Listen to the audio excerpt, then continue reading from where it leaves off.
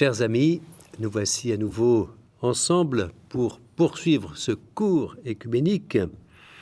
Et pour cette 7e séance, l'histoire de la conscience œcuménique de 1789 à 1995, nous poursuivons ce voyage, aussi diachronique que synchronique, si je puis dire, et je laisse la parole à Antoine Archakovski. Merci Richard. On en était resté à la fin de cette période dite confessionnelle, qui est le moment où les différentes églises catholiques, protestantes et orthodoxes ont tendance à identifier toute l'Église avec leur propre confession. Et ça, c'est quelque chose qui va évoluer progressivement. La fin du XVIIIe siècle, on a pris 1789, mais ça pourrait être d'autres dates. C'est symbolique, non seulement pour l'histoire de France, mais pour l'histoire de l'Europe, cette Révolution française. Ce qui est important surtout, c'est de noter que c'est le moment de l'avènement du romantisme. Le romantisme, c'est une sorte de réaction par rapport au déisme des Lumières, le déisme de Locke ou de Kant ou de Newton, qui avait une vision d'un Dieu abstrait, d'un universel divin qui ne participe pas à l'histoire du monde. C'était la réaction des Lumières face à la conception confessionnelle qui s'était créée, comme on l'a vu, des mémoires fidèles, soit au pape, soit au concile, soit aux Écritures. Donc on est dans cette double logique et ça ne pouvait pas durer. Il y a eu une réaction romantique chez des grandes figures comme Goethe, comme Novalis, Schleiermacher, en France Victor Hugo ou Paul Verlaine. Et donc au cœur de l'intuition religieuse du romantisme, il y a l'expérience de l'univers, de l'un et du tout, qui permet une fusion mystique entre le moi et le soi divin. Ça, c'est l'expérience du romantisme qui donc, par définition, permet à nouveau de se sentir relié à Dieu, au cosmos et aux autres êtres humains. Et cette expérience du romantisme, elle va beaucoup influencer un certain nombre de théologiens. Alors, du côté orthodoxe, il y a eu Chomiakov, il y a eu surtout Vladimir Soloviev, qui est né en 1853 et qui est mort en 1900, qui a été marqué par cette renouveau romantique. Du côté catholique, en Allemagne, à la fameuse école de Tübingen, Johann Adam Möller, qui est né en 1796 et qui est mort en 1838. Dans le monde de la Réforme, John Henry Newman, qui est né en 1801 et mort en 1890, et qui va développer, comme on l'a dit déjà, cette idée de mouvement dans l'histoire de la conscience ecclésiale. Ce sont des penseurs qui vont repenser l'unité de l'Église, qui vont repenser l'ecclésiologie dans un sens métaconfessionnel, c'est-à-dire qu'ils ne nient pas les identités confessionnelles, mais qui cherchent à retrouver cet sentiment d'une Église une dont on parlait. Et cette génération d'ecclésiologues, Möller, Soloviev ou Newman, va donner naissance à une nouvelle génération d'acteurs de l'écuménisme un peu plus tard, au début du XXe siècle. Des gens comme John Mott, par exemple, né en 1865 et mort en 1955, qui était un méthodiste américain qui en est venu à présider le YMCA, le Young Men Christian Association, et qui va recevoir le prix Nobel de la paix en 1945. C'est-à-dire qu'à la fin de la Deuxième Guerre mondiale, il y avait cette conscience des Nobel, du jury des Nobel, qu'il fallait récompenser l'écuménisme en la figure de John Mott, en lui donnant le prix Nobel de la paix. Il y a eu, du côté catholique, de grandes figures comme le cardinal Mercier, par exemple, qui a initié les conversations de Malines en Belgique, notamment entre 1921 et 1926 entre catholiques et anglicans, et qui va être proche également de l'abbaye de Cheftogne et des initiatives entre catholiques de différents rites.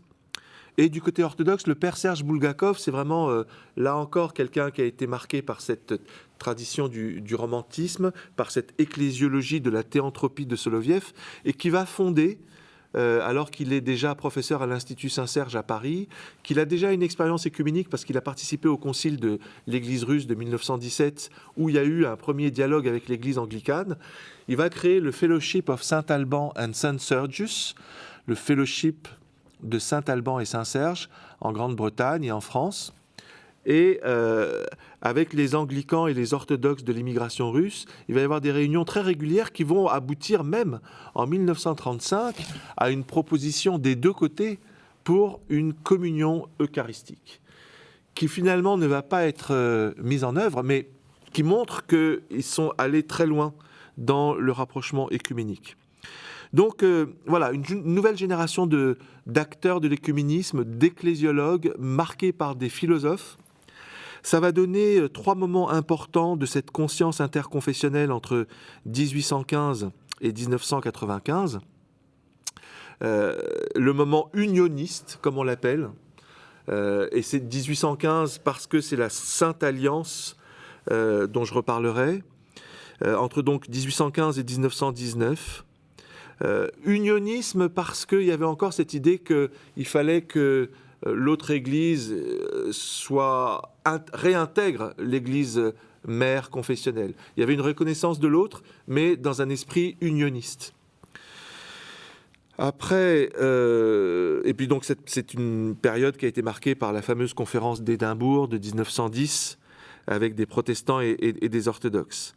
À partir de 1920, après la Première Guerre mondiale, il y a une période dans cette conscience interconfessionnelle qu'on peut appeler le moment institutionnel, où on comprend que les rencontres éphémères ne suffisent pas, il faut créer des institutions pour travailler dans la durée à la mise en forme de cette conscience écuménique.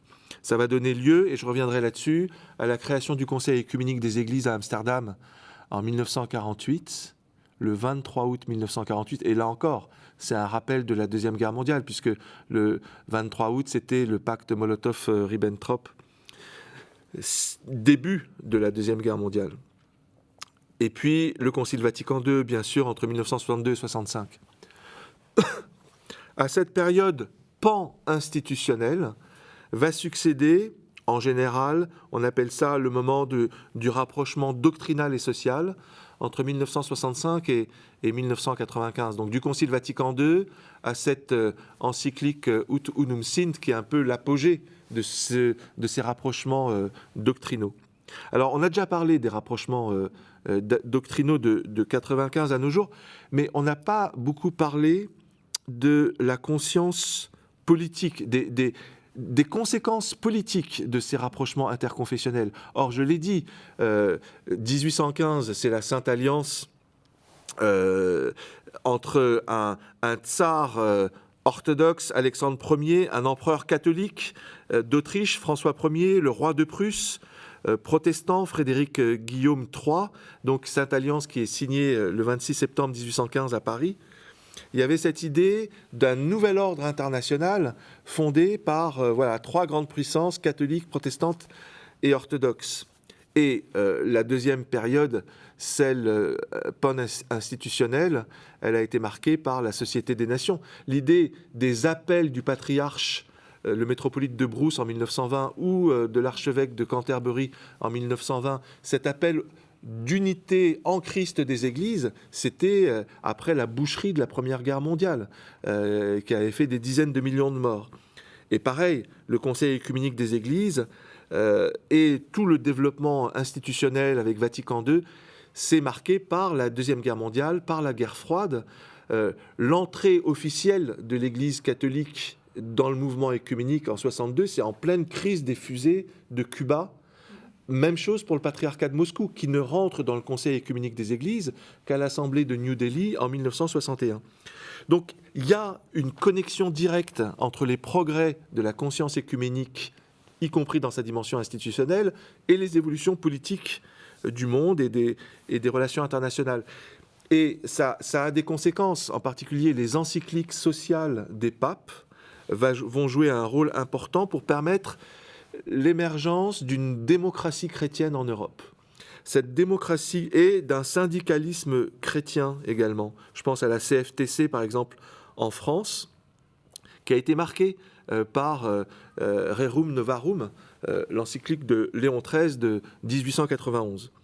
Ces partis démocrates chrétiens, qui sont aujourd'hui dominants en Europe. On a tendance à l'oublier. Le Parti populaire européen, c'est un parti démocrate chrétien qui fédère 500 millions d'habitants en Europe.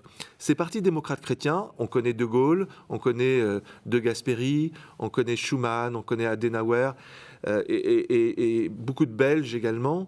Ils vont rendre possible la création de la communauté économique européenne. Ils vont lancer la décolonisation. Ils vont développer une politique sociale, sécurité sociale, droit de vote des femmes, etc.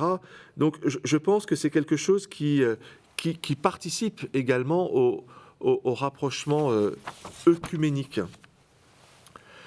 Mais je voudrais insister sur le moment institutionnel, parce que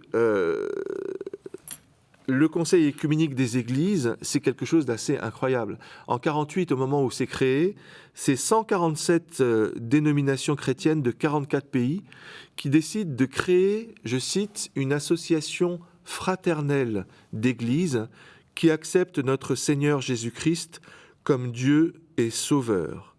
Et un peu plus loin, il est dit « Nous sommes décidés à demeurer ensemble ». Ça a été un moment, un kairos, comme on dit, un moment où on sent l'Esprit Saint souffler. Wissertruft l'a clairement, lui qui a été nommé premier secrétaire général du Conseil écuménique des Églises, l'a clairement dit. Il y avait un rapprochement entre le courant foi et constitution, plus doctrinal, avec le courant life and work, vie et travail, plus social. Et un peu plus tard, il y a le Conseil international des missions également, qui va rejoindre le Conseil écuménique des Églises en 61.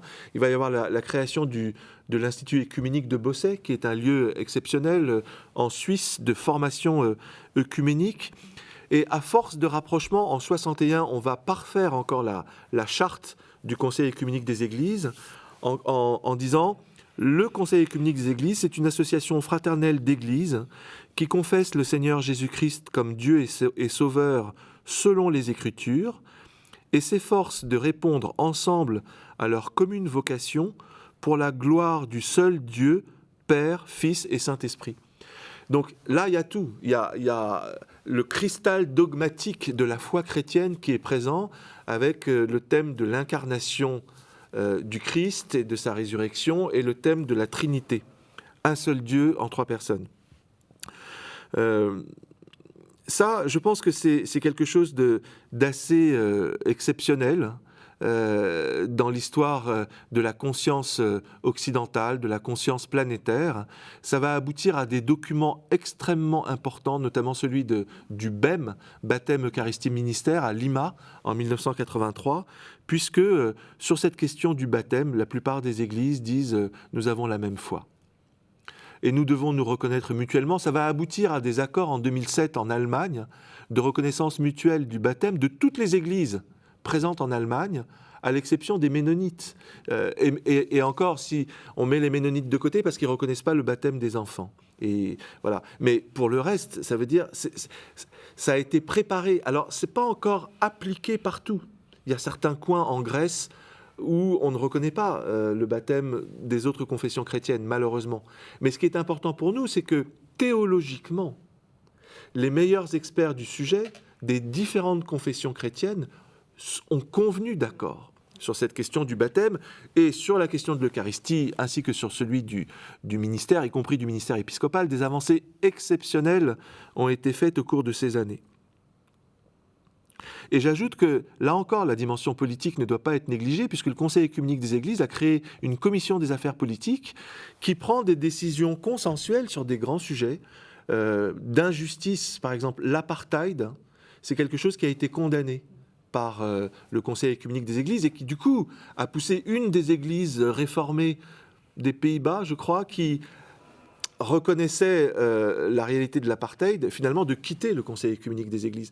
Donc voilà, je pense que c'est un exemple supplémentaire du lien entre théologie et politique. L'autre grand moment institutionnel de cette conscience œcuménique interconfessionnelle, c'est bien entendu Vatican II. On en a déjà parlé, mais je tiens quand même à rappeler les grands documents. On a parlé déjà de Lumen Gentium, le décret sur les églises orientales aussi, Orientalium Ecclesiarium, le Unitatis Redintegratio, bien sûr, sur la restauration de l'unité en 1964. Il y a eu également Dignitatis Humanae, qui est là sur la liberté de conscience, grâce à John Courtney Murray. Il y a eu Nostra Aetate en 65 sur les relations de l'Église catholique avec les religions non chrétiennes. Bref, un certain nombre de documents qui ont bouleversé la conscience œcuménique, non pas simplement de l'Église catholique, mais je dirais plus largement de l'ensemble du monde chrétien. C'est l'ensemble du monde chrétien maintenant qui fait des distinctions entre l'Église mystique et l'Église visible. C'est l'ensemble du monde chrétien, même si ce n'est pas intégré par tout le monde, qui reconnaît que l'ecclésiologie, elle est faite d'églises locales en communion. Le fait que Paul VI ait eu un dialogue avec le patriarche Athénagoras qui s'appelle le Tomos Agapis, c'est la reconnaissance d'églises sœurs. Donc c'est pas contradictoire avec la primauté de Rome. Et comme je vois que le temps s'achève pour moi, je voudrais juste terminer par deux livres. D'abord, le lancement du dialogue catholique-orthodoxe qui a été rendu possible grâce à Vatican II. Et là, par exemple, le mystère de l'Église et de l'Eucharistie à la lumière du mystère de la Sainte Trinité, accord complet lancé à partir de 1979 et Jean-Paul II. Et là, je cite un autre livre. Le métropolite Emmanuel et le cardinal Kurt Koch ont publié un livre qui s'appelle « L'Esprit de Jérusalem, l'orthodoxie et le catholicisme au XXIe siècle », où on voit ces fameuses embrassades qui ont été un symbole qui a marqué tout le XXe siècle entre Paul VI et Athénagoras. Et voilà, pour terminer, ce que disait le patriarche œcuménique Athénagoras en 1968. L'heure du courage chrétien est arrivée. Nous nous aimons les uns les autres. Nous confessons la même foi commune. Unissons-nous sur le chemin vers la gloire du saint-autel commun. Merci Antoine. En tout cas, la visée est donnée.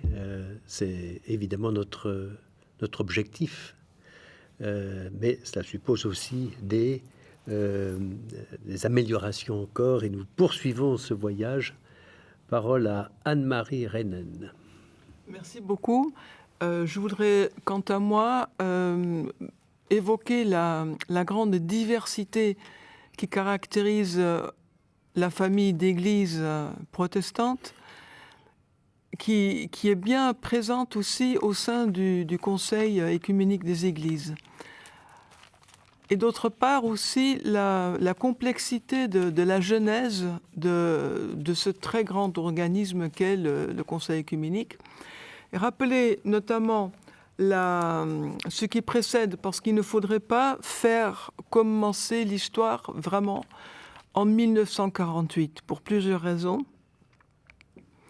En 1908, déjà, il y a une proposition de semaine de prière pour l'unité des chrétiens. Cette semaine de prière, donc elle est actuellement au mois de janvier, sera préparée pour la première fois en collaboration entre les catholiques et le Conseil œcuménique des Églises en l'an 1968. Donc il a fallu quand même 60 années pour que ce soit fait de manière réellement œcuménique en comprenant aussi l'Église catholique. On a souvent déjà cité Édimbourg, 1910. L'encyclique importantissime de 1920, c'est vraiment un document très important qui émane du patriarcat œcuménique de Constantinople. Donc voilà déjà des balises sur le chemin vers la constitution de cette très grande fédération d'églises. On a toujours un peu de peine avec les mots politiques car ils risquent de voiler la visée eschatologique. Donc ce n'est pas une organisation bureaucratique, même si elle utilise aussi des outils de la bureaucratie, nécessairement, par souci d'efficacité. Mais ce n'est pas tout. Il y a donc une âme, une prière qui sont très importantes.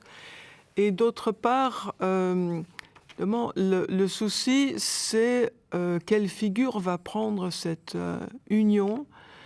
En anglais, on dispose heureusement du mot fellowship.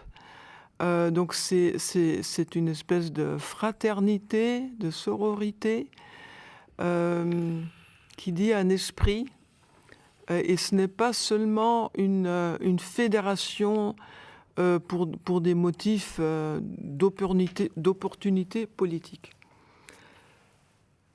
Avant 1948, au fond, le Conseil œcuménique était né dans la volonté, puisqu'en 37-38, un premier noyau est constitué, où déjà une centaine d'églises sont présentes, mais il y a l'interruption de la Seconde Guerre mondiale, où, ironiquement, ironie de l'histoire, ironie tragique de l'histoire, les partenaires du dialogue œcuménique des années 30,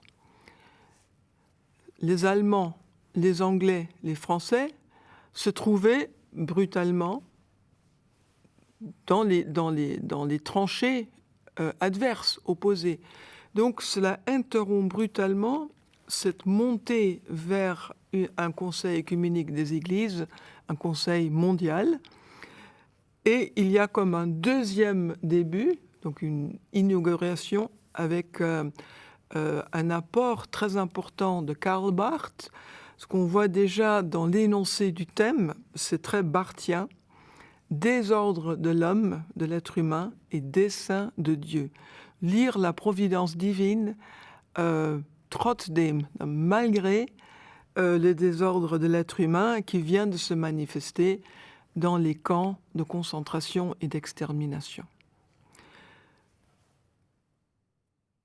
Le Conseil œcuménique des Églises actuel est comme un fleuve où des rivières ont été importantes et ont apporté leur eau.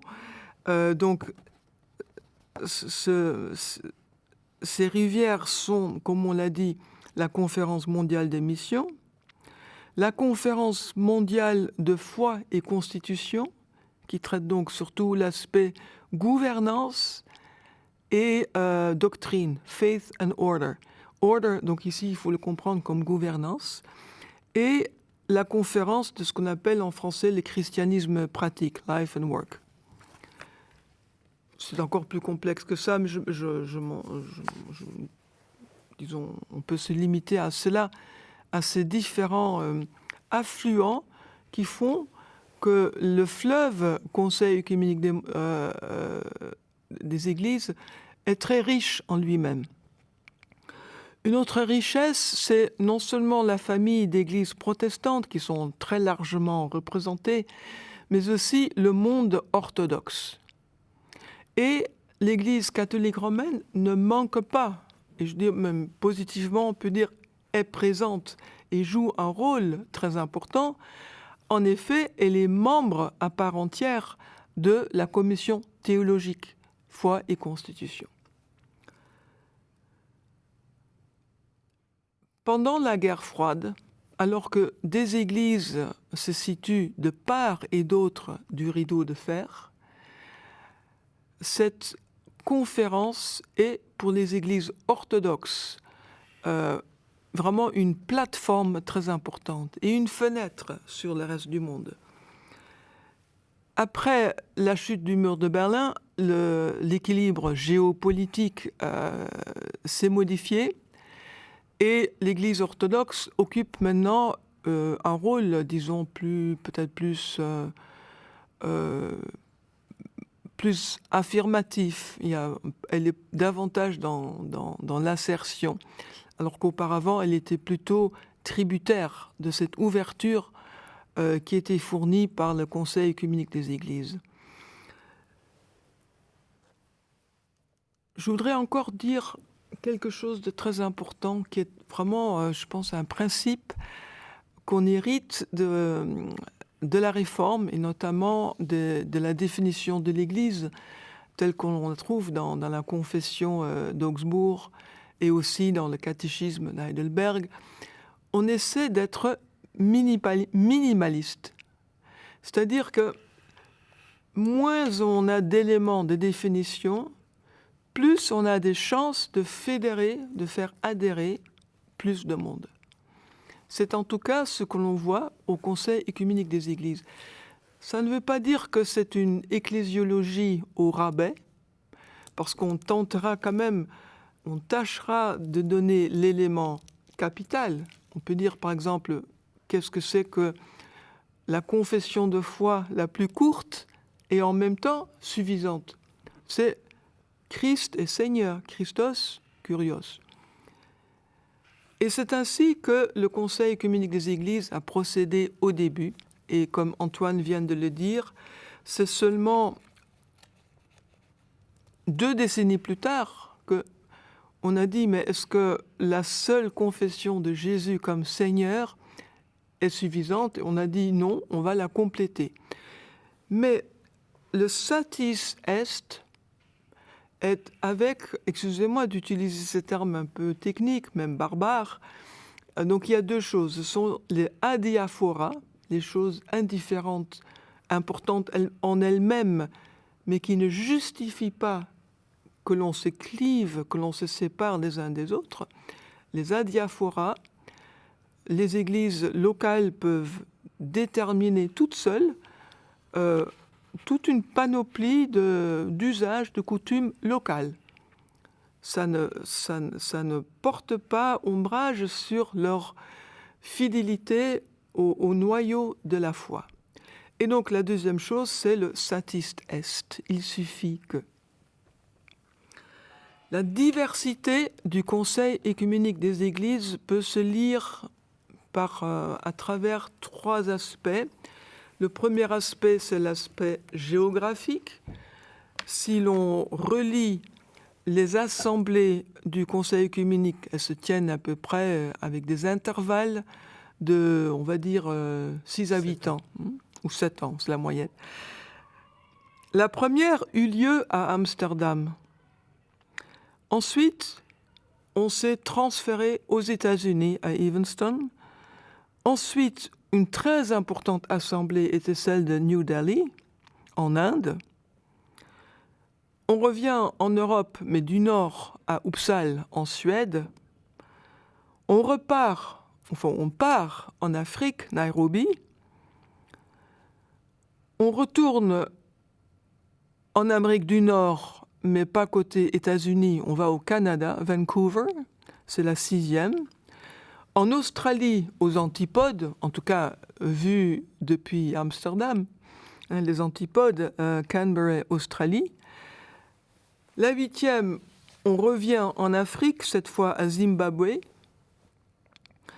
On va enfin en Amérique latine, à Porto Alegre, au Brésil, pour la 9e.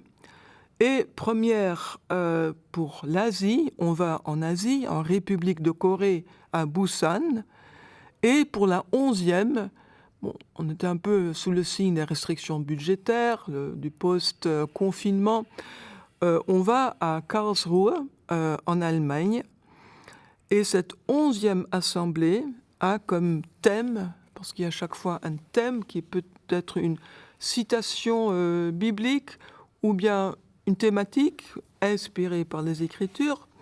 Ici, donc, celle qui vient d'avoir lieu au mois de septembre, l'amour du Christ invite ou incite le monde à la réconciliation et à l'unité. Donc, dispersion géographique, qui remonte d'ailleurs au sens originel d'oikoumene, tout le monde habité. Et ensuite, une autre manière de lire la chose, c'est de regarder les secrétaires généraux. Premier, Visser-het-Hoofd, Willem Adolf Visser-het-Hoofd, donc mon compatriote, qui était réformé, donc de l'église calviniste, hervormd. Ensuite, un presbytérien américain, Eugene Carson Blake. Ensuite, un méthodiste originaire des Caraïbes, c'est Philip Potter, à qui succède Emilio Castro d'Uruguay, hispanophone, méthodiste. Un luthérien ensuite, Konrad Reiser, allemand. Ensuite, Samuel Kobia, méthodiste du Kenya. Et jusqu'en l'an 2020, le luthérien Olaf Fiske-Tveit, luthérien scandinave. On a eu ensuite quelque chose une innovation. On a eu un secrétaire général par intérim qui était pour la première fois un orthodoxe. C'était le prêtre orthodoxe roumain Père Ioan Sauca, à qui va succéder au 1er janvier 2023, donc très bientôt, de nouveau un presbytérien. Donc là, on est dans les églises de John Knox, de facture calviniste. Et c'est le révérend Jerry Pillay d'Afrique du Sud, qui a été doyen de la faculté de théologie de Pretoria et qui est lui-même aussi d'origine indienne. Donc de nouveau, c'est, comme le dit Antoine dans ton livre, le Magnum Opus, à la page 536, je n'aurai finalement pas le temps de lire cette très belle litanie, mais on voit très bien ce que tu appelles une mosaïque des églises du monde.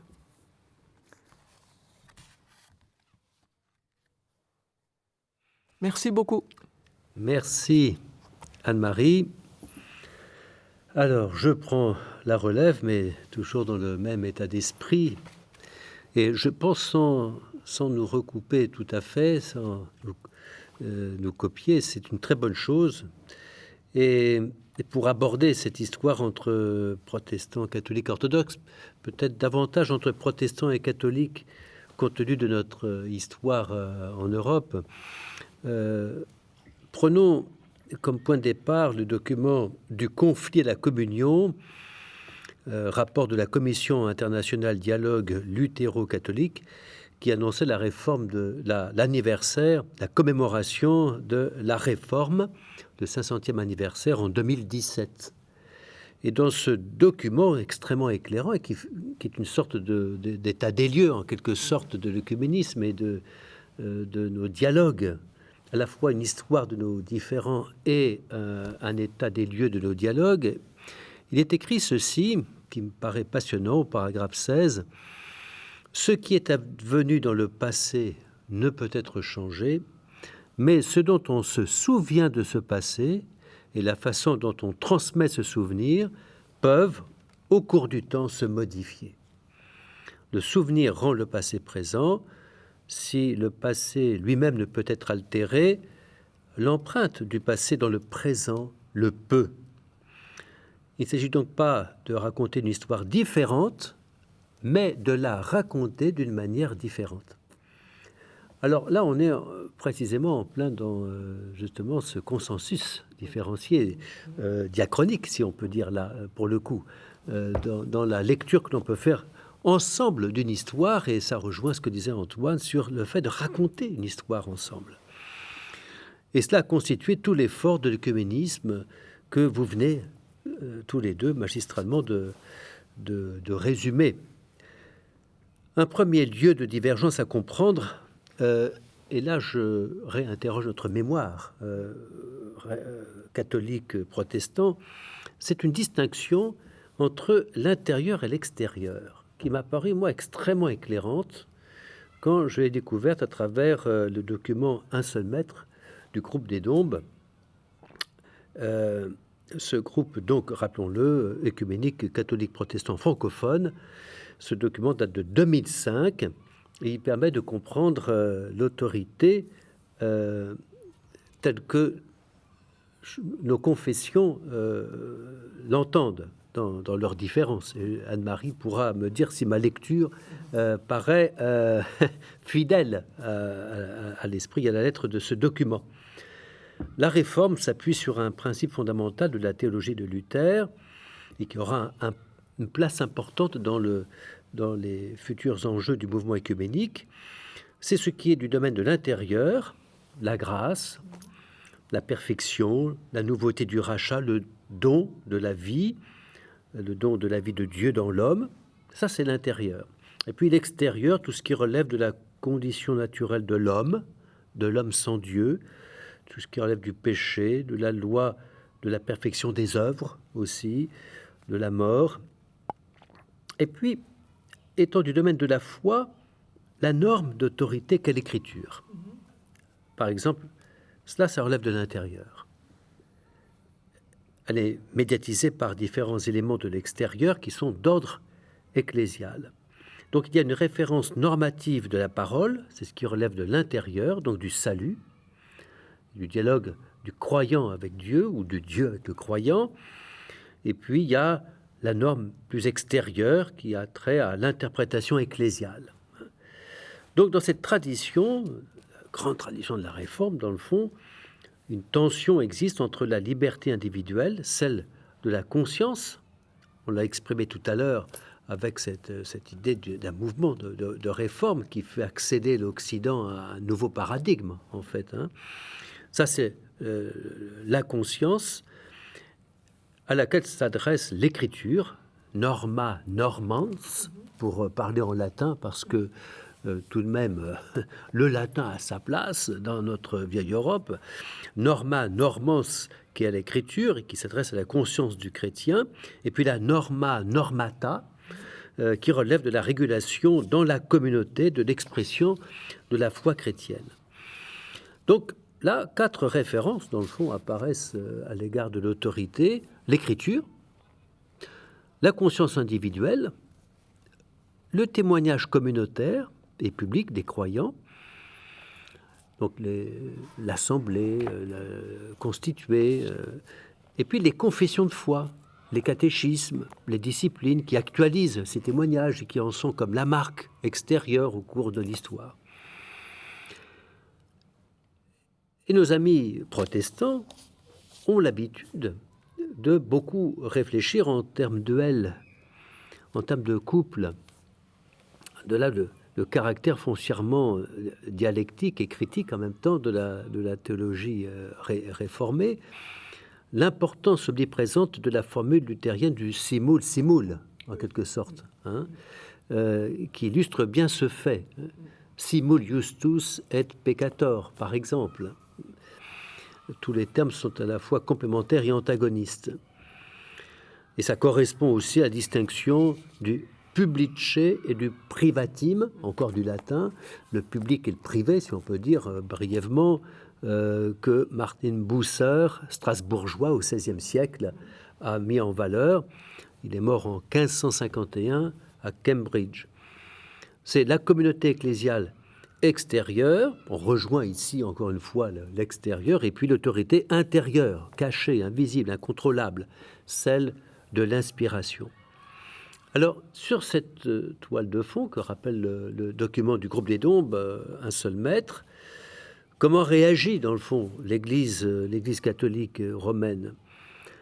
Elle dira les définitions énoncées par le magistère dans l'Église catholique ont une autorité qui empêche de les considérer comme seulement humaines, comme si elles n'étaient pas revêtues de l'autorité authentique issue des apôtres.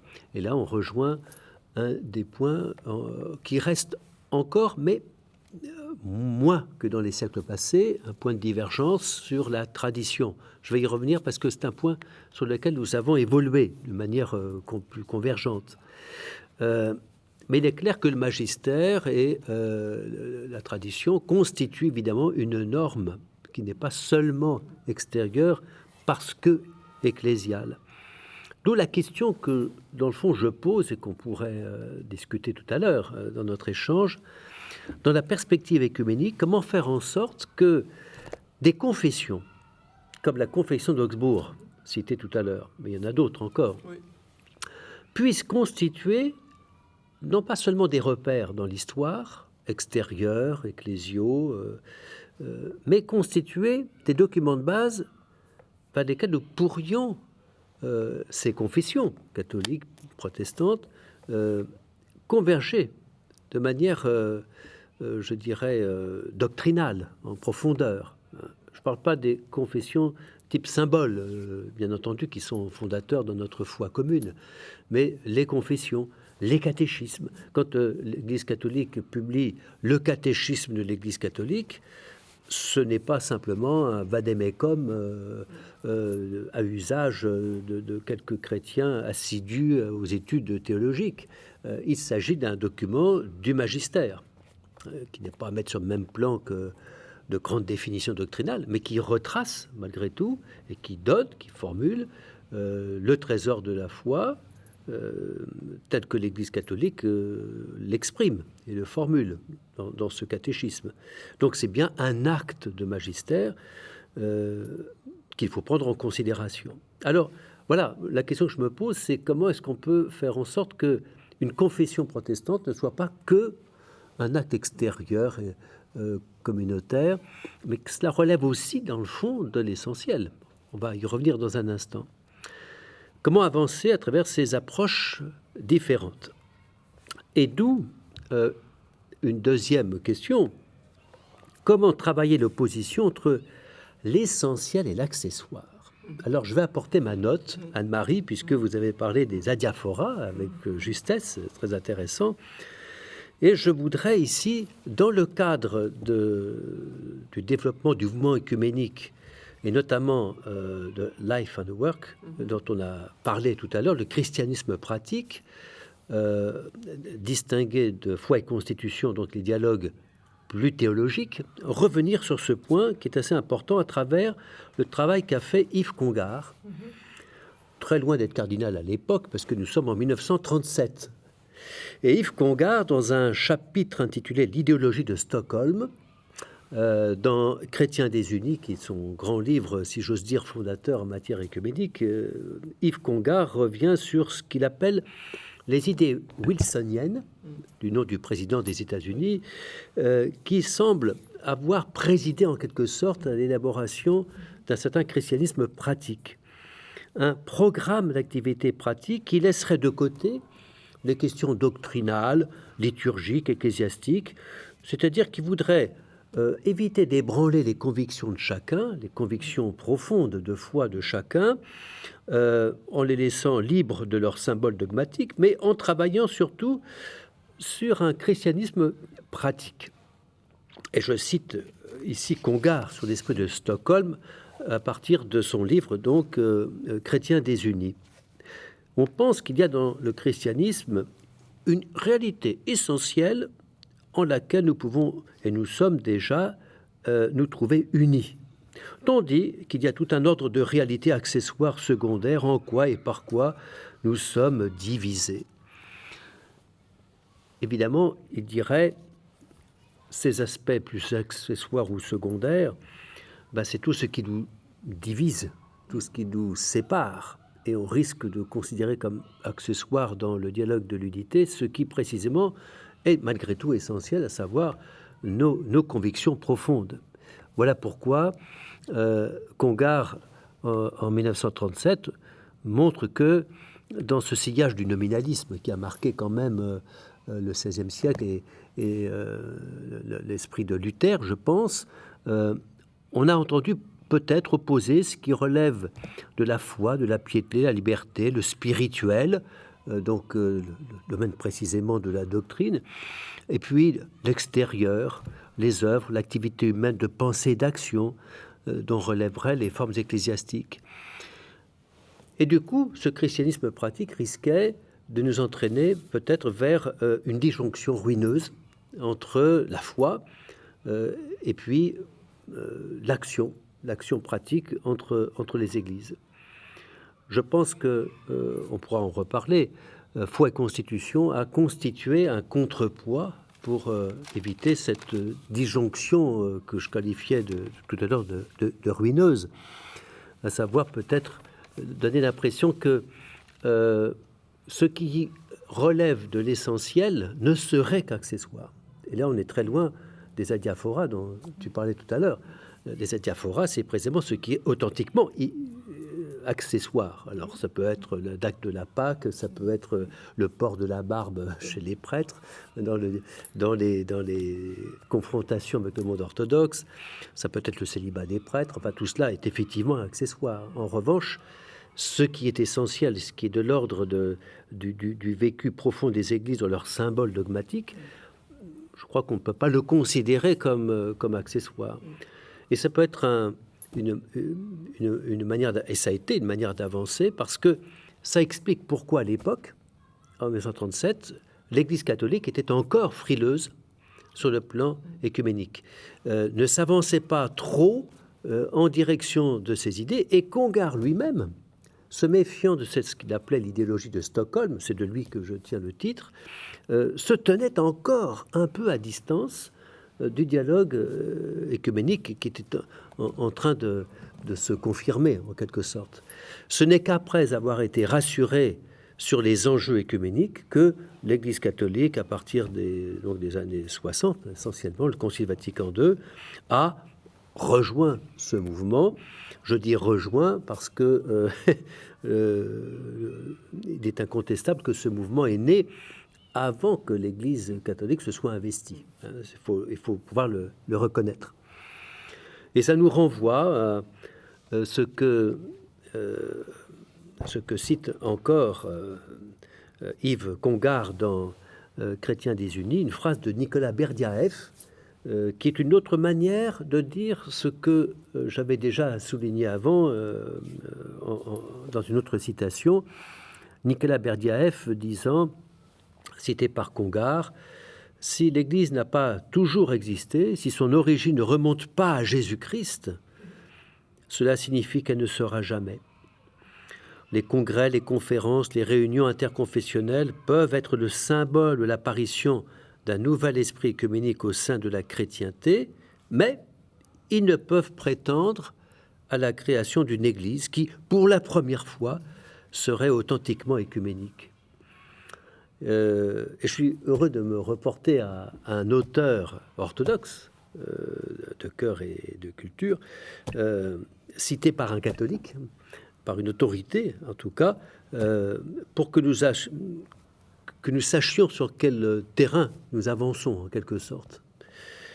Cette position est loin d'être seulement négative, mais elle ouvre évidemment des horizons parce qu'elle nous permet de poursuivre ce chemin de compréhension.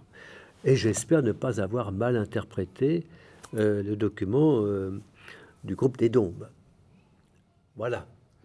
Au contraire, merci beaucoup. Et ça nous aide, j'espère, à entrer dans cet échange maintenant, dans le quart d'heure qui nous est donné pour réfléchir, peut-être évoquer aussi la déclaration de Toronto, qui est importante. Est-ce que l'un de vous peut nous dire quelque chose? Parce que je crois que c'est un ingrédient important dans le Conseil des Églises. C'est une décision qui a été prise 2 ans après la fondation du Conseil œcuménique des Églises par le Conseil, l'organe exécutif du Conseil œcuménique des Églises à Toronto en 1950, et qui dit que le Conseil œcuménique des Églises n'est pas une super Église.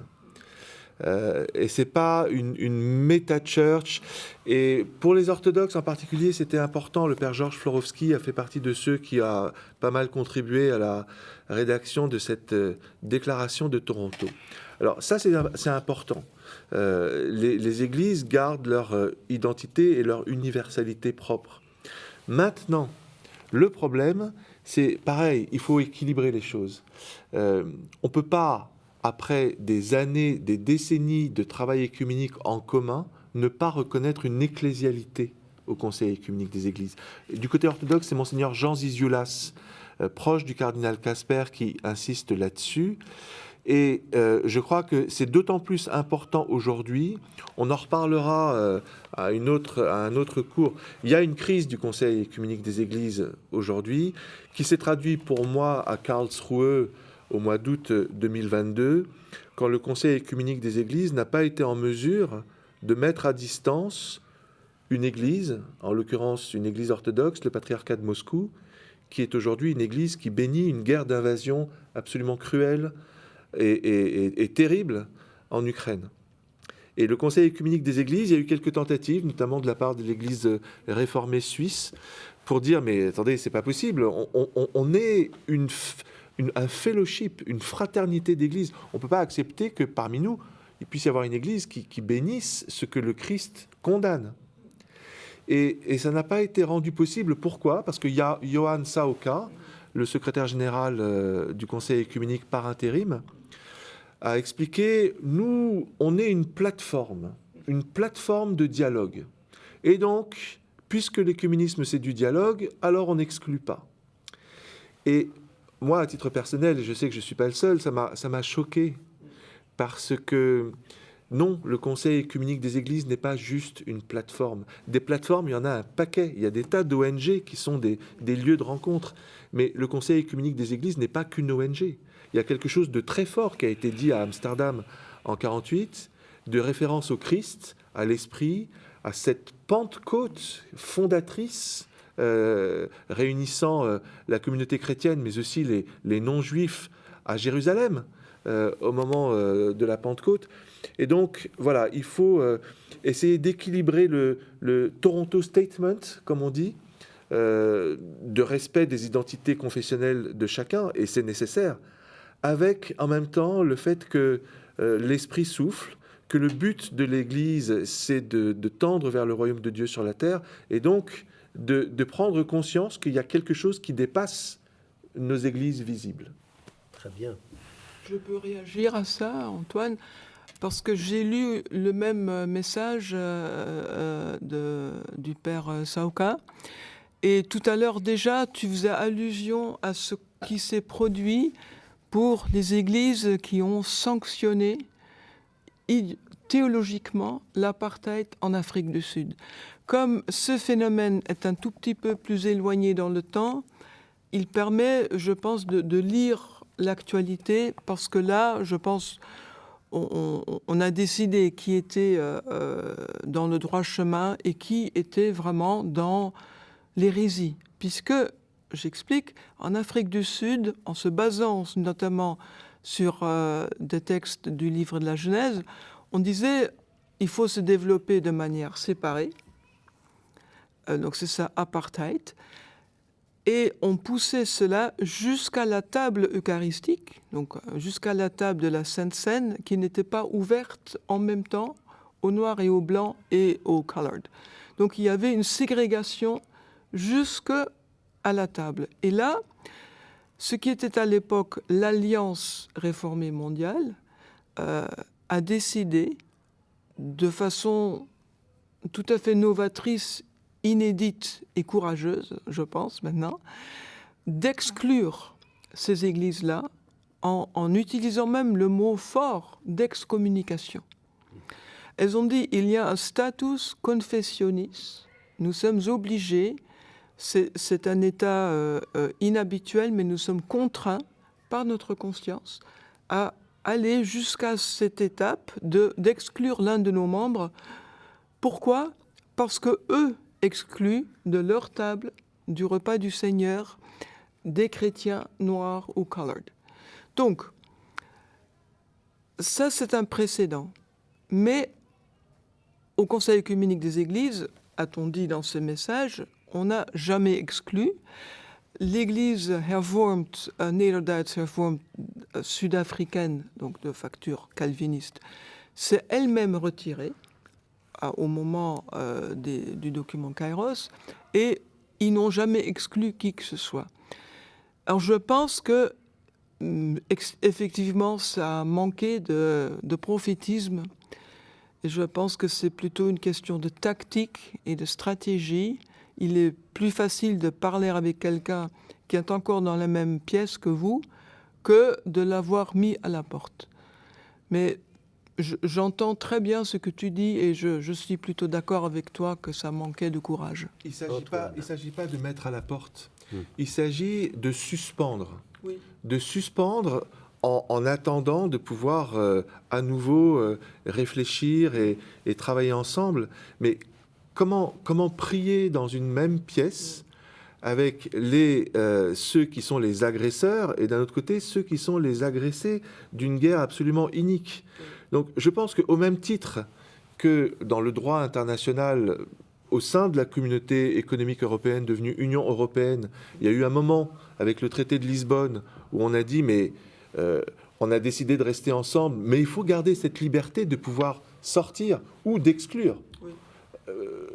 Eh bien, c'est la même chose au niveau du Conseil œcuménique des Églises. Nous ne sommes pas qu'un simple lieu de rencontre. Un hall de gare est un lieu de rencontre, pas un fellowship d'églises qui ont décidé non seulement d'être ensemble, mais de prier ensemble, de faire ce pèlerinage commun ensemble, de se tourner vers le monde aussi pour être un témoignage. Quel témoignage pour le monde? Je crois que le Conseil œcuménique des Églises est en train de perdre une grande partie de sa réputation parce que les gens regardent le Conseil œcuménique des Églises et voient des prêtres du patriarcat de Moscou, je suis désolé de le dire, qui sont des gens qui disent vous pouvez aller combattre en Ukraine, vos péchés seront lavés du fait que vous allez combattre en Ukraine. Ce qui est quelque chose de terrible. Quand on entend des djihadistes musulmans dire des choses pareilles, on est épouvanté. Et de voir que ce soit des chrétiens qui disent ça, c'est absolument intolérable. Donc voilà, je pense qu'il y a un travail à faire aussi au niveau de la conscience commune institutionnelle. Pour en revenir justement à cette conscience commune, mais c'était important d'avoir ces points de vue pour être relié à l'actualité tragique que nous traversons. Je voudrais revenir sur un document qu'a évoqué Antoine, c'est le document du cardinal Walter Kasper, The Fruits, qui est un document en anglais, jamais publié en français. Et juste apprécier que nous puissions en parler. S'il s'agit de réceptionner les résultats de nos échanges écuméniques, vous avez évoqué avantageusement les documents, les dialogues qui ont été déjà conclus. Comment recueillir ces fruits, comme le souhaitait le cardinal Walter Kasper, alors que ce n'est pas encore, même son propre livre n'est pas encore traduit. Que faire pour aller dans cette direction? Voilà, c'est un travail qui est le travail de notre temps, et c'est ce qu'on fait, nous, par ce cours écuménique, c'est de dire à l'opinion publique, d'abord chrétienne, et au-delà, aux citoyens du monde, que des miracles ont été accomplis, qui sont des trésors cachés d'intelligence spirituelle, d'ouverture, de rencontre, de dialogue. Et je crois que le cardinal Kasper, qui est vraiment un grand acteur du mouvement écuménique, son livre, le manuel d'écuménisme spirituel, est un livre absolument remarquable. La pédagogie écuménique, j'en reparlerai longuement. Oui. Il a eu raison de publier ce livre Harvesting the Fruits, donc récolter les fruits, de décennies de dialogue entre catholiques et protestants en particulier, pour faire connaître à l'opinion publique plus large qu'il faut sortir des a priori. Par exemple, il y a un dialogue qui a porté sur les condamnations mutuelles que se sont données catholiques et protestants au moment de la réforme et de la contre-réforme. Il y a eu un accord qui a dit nous ne sommes pas responsables des accords qui avaient lieu au XVIe siècle. Ce type de prise de conscience sont extrêmement importants, mais qui ne sont pas forcément connus par tout le monde.